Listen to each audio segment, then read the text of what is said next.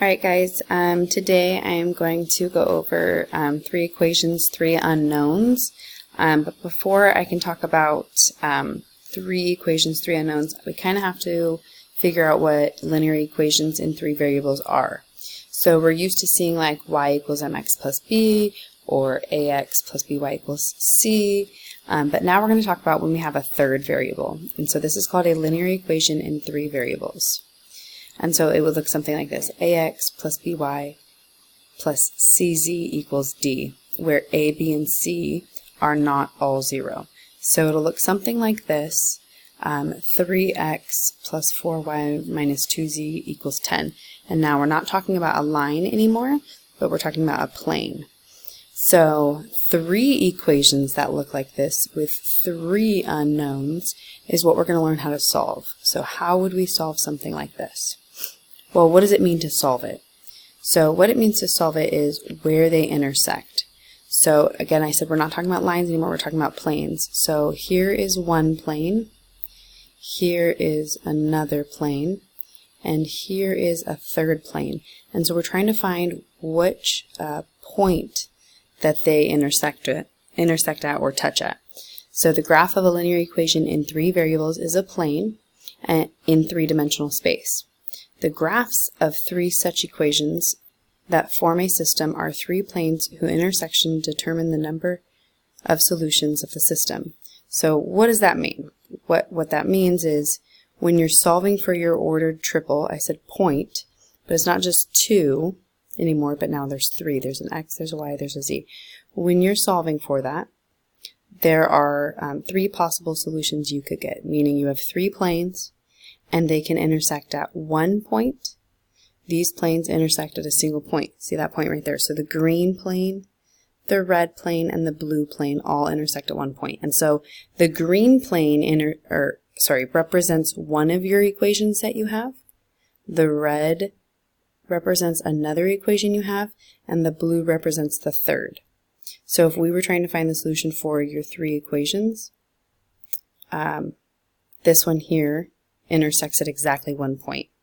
Another option you have is infinitely many solutions, and that is where all 3 planes, like if you see this green one, this red one, and this blue one, which would all represent a different equation, they all touch at this point, this point, this point, this point, this point, this point, this point, and that creates the line. So there are infinitely many solutions because there are infinitely many points, or ordered triples, if you want to call it that, that intersect there.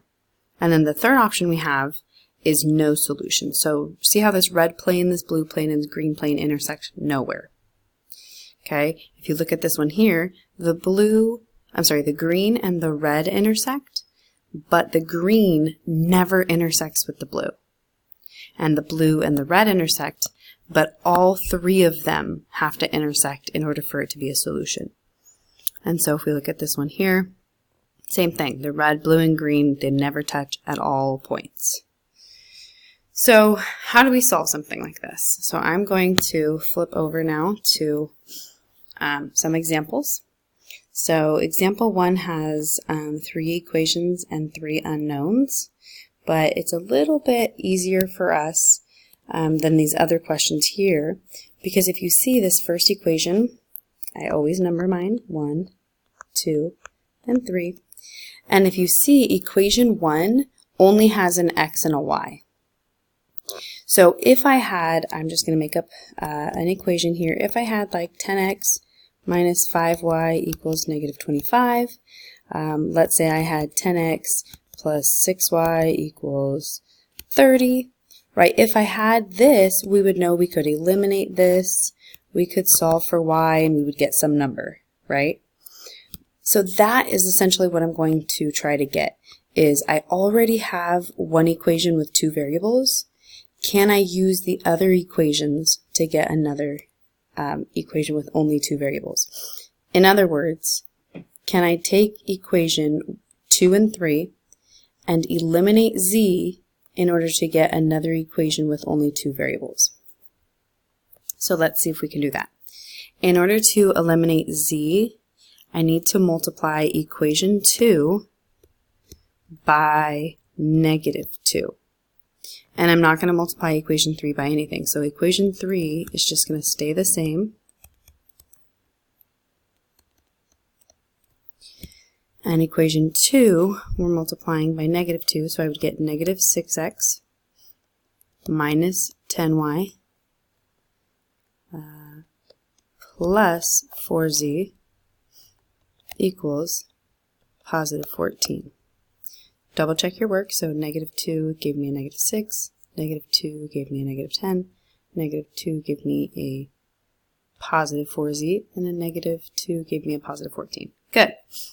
So if I eliminate z like I said I was going to, I get an equation that's negative 2x minus 15y equals 37. Okay, now I'm going to call this equation 4 because this is the new equation I got. And now if I took equation 1, which was negative 10x minus 5y equals negative 25, and I took equation 4, negative 2x minus 15y equals 37, isn't this exactly what we did last week? So I have two equations with two unknowns. I have x and I have y. So I'm going to do elimination, and I'm going to try to eliminate, I think I'm going to multiply this top equation by negative 3 in order to get positive 15y here. So I'm going to multiply this top equation by negative, oh, what did I just do there? This was equation 1, wasn't it? There we go. So I'm going to multiply this top equation by negative 3.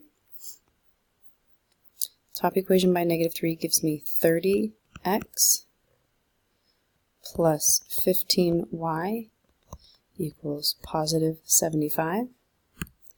And I'm doing nothing different to equation 4, so I'm just going to copy it. Negative 2x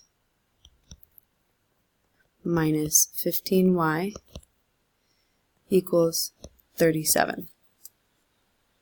So since I'm using elimination here, I should have a variable that eliminates. And so my 15y is due because I have positive 15y and negative 15y.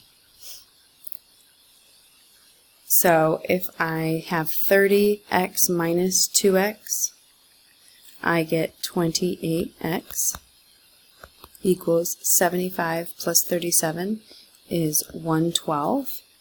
And if I divide 112 by 28, I should get x equals 4. Okay, now if we go back to what we started with, we should have an ordered triple as my solution, which means right now I have x value, which is 4. I need to find y, and I need to find z. And what's cool about this is I can use any of these equations with just two variables to find my y. So for instance, I could plug it into equation 1, which was negative 10x minus 5y equals negative 25. I could take 4, because that's what we just found, and I could plug it in here. Let's plug in 4.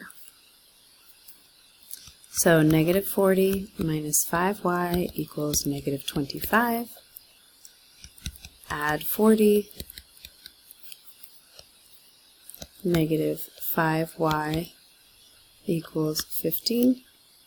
So y equals negative 3. Awesome. So now I have another value. I have negative 3. And so to find the value of z, I can plug all of the given values or all of the found values in to any of these equations. So, well, not really equation 1 because there is no z to solve for, right? So I guess equation 2 and 3 in this case. But in most of these, like question 2, all equations have an x, y, and z. So I'm going to plug it in. Let's just plug it into equation 2. So equation 2, I guess I'll do the work up here. Let me write it here. Equation 2 is 3x plus 5y minus 2z equals negative 7. So x is 4 and y is negative 3. So I have 12 minus 15 minus 2z equals negative 7. Negative 3 minus 2z equals negative 7. Add that over. Negative 2z equals, add 3 is negative 4. So I get z equals 2.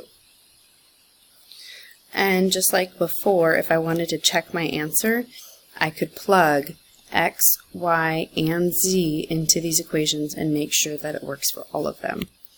And so this is my solution.